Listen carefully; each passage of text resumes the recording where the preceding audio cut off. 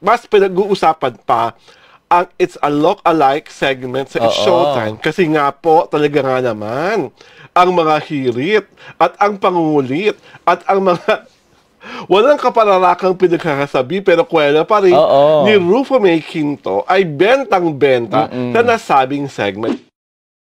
Ang mahusay na aktor na si Joshua Garcia at isa pang mahusay na aktor na si Marcus Patterson, sinasabi sa mga Facebook pahina na ito na ang dalawa raw ay mga bakla at pangalawa ay magkarelasyon.